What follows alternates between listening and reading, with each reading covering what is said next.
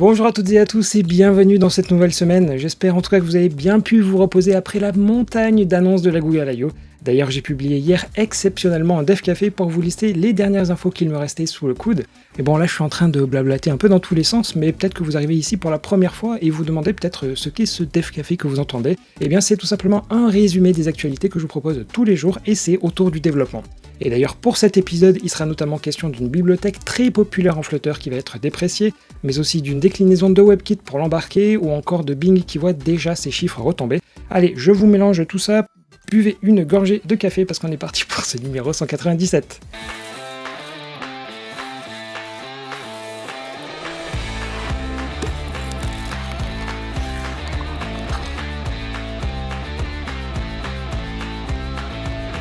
Pour commencer, mais quoi, le développement de Screen Copy va s'arrêter ? Eh bien non, c'était juste Nintendo qui a mis quelques personnes hors ligne tout ce week-end et j'imagine que certains d'entre vous aussi. Voilà, c'était juste pour la petite anecdote, d'autant que sur Screen Copy, il y a même une issue qui a été créée pour ça. Mais plus sérieusement et sans transition, on change complètement de sujet pour évoquer le web. Alors si je vous parle de WebKit, vous pensez forcément à Safari sur macOS et iOS, mais la semaine dernière, ils ont aussi rappelé l'existence du projet WPE qui vise à porter le moteur sur de l'embarqué. Ils citent notamment les box télé, les voitures ou encore les maisons connectées. D'ailleurs, ce n'est pas du tout Apple qui est derrière le projet, mais plutôt Igalia qui est une boîte principalement localisée en Espagne.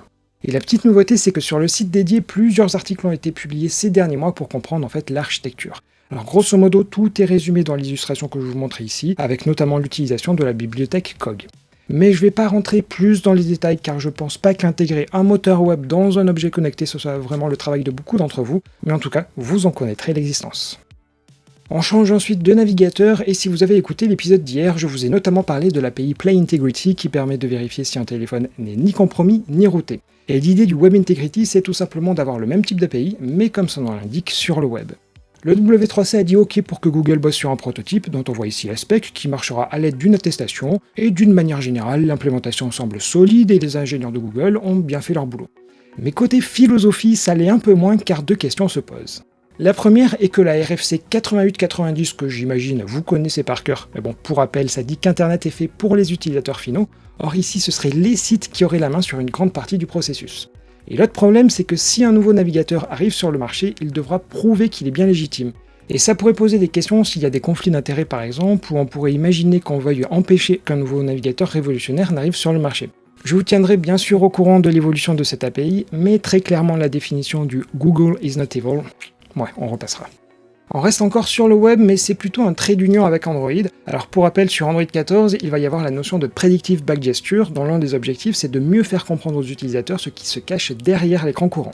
Et on a vu à la Google I.O. que les composants comme la search bar ou les bottom sheets commençaient déjà à le gérer, et dans la petite vidéo que je vous montre, on voit que Reddit l'utilise pour bien montrer que le geste de swipe depuis un post, ça revient de manière naturelle vers le flux.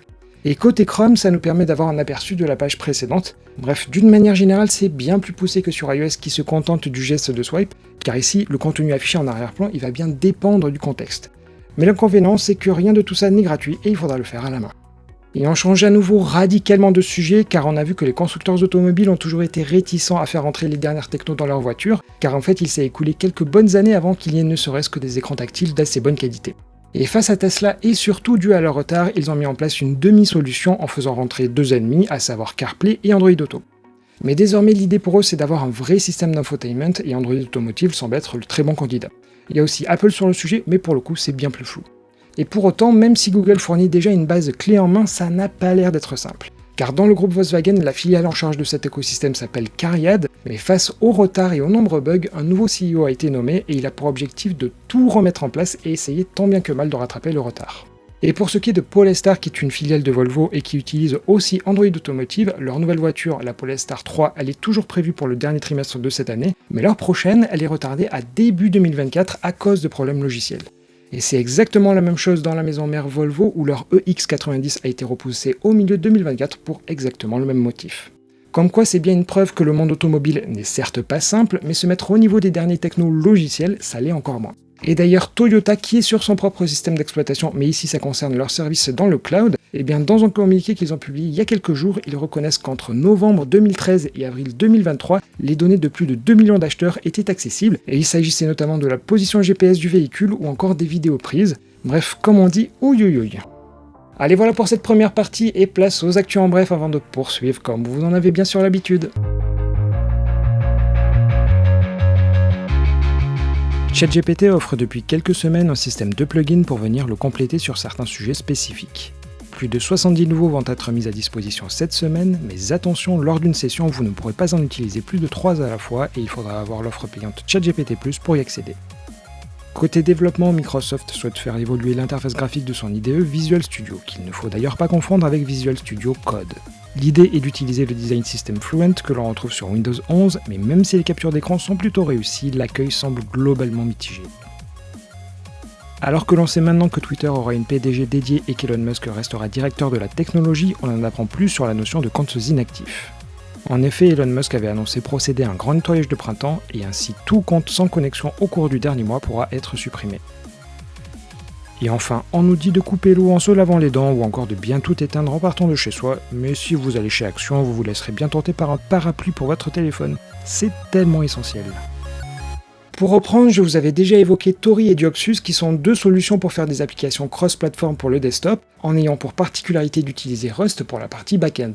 Et en fin d'année dernière, ils avaient annoncé de manière rapprochée se mettre au mobile. Et depuis, il y a quelques versions qui sont sorties, mais je trouve que le rythme est un peu inquiétant. Alors déjà, côté Tori, ça fait un bon mois qu'il n'y a plus rien du tout. Mais bon, si vous suivez le projet, il y a une grosse version stable qui est sortie, mais c'est quand même étonnant de voir un tel arrêt. Et pour ce qui est de Dioxus, un article a été publié en début de mois dont le titre semblait plutôt prometteur car c'était « Going Full-Time ». Et on apprend en effet que l'auteur de l'article va travailler à temps plein pour le projet. Mais ce qui n'est pas rassurant, c'est que dans sa liste de tâches pour l'avenir, il n'y a absolument rien qui concerne le mobile. Alors en soi, les fonctionnalités qu'il présente ont l'air super intéressantes, mais avec les deux projets qui sont au point mort, je me demande au final si Rust en version mobile, ce n'était tout simplement pas un faux départ. En tout cas, comme d'habitude, si la situation elle évolue, je vous en reparlerai. Et d'ailleurs, à parler de solutions cross-platform, je vais évoquer Flutter, car il y a eu certes la nouvelle version la semaine dernière, mais j'ai une mauvaise nouvelle pour vous. En effet, pour la sauvegarde des données, que ce soit du SQLite ou du NoSQL, d'une manière générale, c'est la communauté qui s'en occupe à travers les bibliothèques.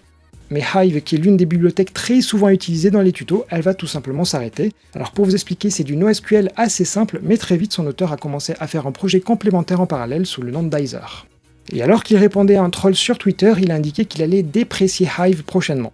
Alors finalement, ça ressemble un peu à ce qu'on a vu entre Provider et Riverpod, où ça risque d'embêter pas mal de monde au final. En tout cas, je voulais vous prévenir par avance, en tout cas pour que vous ne l'utilisiez pas dans vos prochains projets. Allez, on change de sujet, et peut-être que certains d'entre vous se rappellent du bon vieux temps où on avait des applets. En gros, ça permettait d'exécuter du code en Java dans son navigateur. Et je me souviens notamment que passer un temps pour déclarer ses impôts, il fallait l'utiliser et que côté Linux, c'était une belle usine à gaz. Eh bien, si vous êtes nostalgique de cette époque, j'ai une bonne nouvelle pour vous car le projet ChirpJ va sortir en version 3.0 d'ici à la fin de l'année. Il permettra de faire revivre vos applets avec du HTML5 et du WebAssembly. Alors pour être tout à fait précis, en réalité, ChirpJ a déjà une implémentation en WebAssembly, mais selon les explications des créateurs de la solution, il était nécessaire de refaire une nouvelle architecture. Concrètement, la future V3, elle sera basée sur OpenJDK et elle donnera accès aux couches comme l'impression ou le système de fichiers. Vous pourrez donc totalement ressortir vos applications en Swing. Mais attention quand même, car la nostalgie elle aura un prix, car certes ChirpJ sera gratuit pour vos tests, mais pour passer en prod, les licences elles commencent à 80 livres sterling par mois. Et pour finir, Google nous a un peu tous saoulés avec son AI pendant la Google I.O., mais c'était avant tout pour en fait essayer de contrer Microsoft. Et je parle ici en particulier du ChatGPT-like intégré dans Bing sous le nom de Bing Chat. Et l'idée c'est que contrairement à ChatGPT, vous pouvez l'utiliser autant que vous voulez, et l'avantage c'est qu'il est pensé pour la recherche. Et avec tout le ramdam qu'a fait ChatGPT à sa sortie, Microsoft a dégainé ça très vite, c'est là où le fameux code rouge avait été déclaré en interne chez Google. Et on avait pu voir des effets positifs sur le trafic de Bing qui avait augmenté de 15% vers février-mars, mais la tentative d'ubérisation de Microsoft sur Google, elle semble déjà avoir échoué. En effet, selon StatCounter, la part de marché mondiale de Bing, elle était de 7% en avril, ce qui est bien moins qu'un an plus tôt avec 8%. Mais surtout, si vous regardez bien cette courbe, on voit qu'il y a eu un effet de curiosité et ça s'est aussitôt dissipé. Alors pour avoir testé de mon côté, Bing Chat c'est certes intéressant, mais le moteur de recherche en tant que tel, il n'a que très peu bougé et on dirait que la qualité de ses résultats, ça reste discutable. Bref, comme on dit, tout ça pour ça. Et voilà, c'était tout pour les infos du jour, avec à vrai dire pas grand chose de positif, si ce n'est peut-être le retour des applets en Java. Mais bon, malgré tout, si ce contenu vous a plu, bien n'hésitez surtout pas à mettre le pouce vers le haut. Et quand même, avant de se quitter, un petit rappel que si vous n'avez pas encore participé au concours pour gagner une place pour la conférence Flutter Connection, eh bien vous avez jusqu'à vendredi, sachant que le lien, normalement, il est en commentaire épinglé. Et sur ce, il me reste plus qu'à vous donner rendez-vous demain, sachant que là aussi, pour rappel, on va faire un meet-up vers 12h30 où Flashlight, qui est un outil équivalent à Lighthouse sur mobile, ça sera présenté. Donc je vous donne rendez-vous soit demain matin pour Dev Café, soit à 12h30, donc pour le meet-up.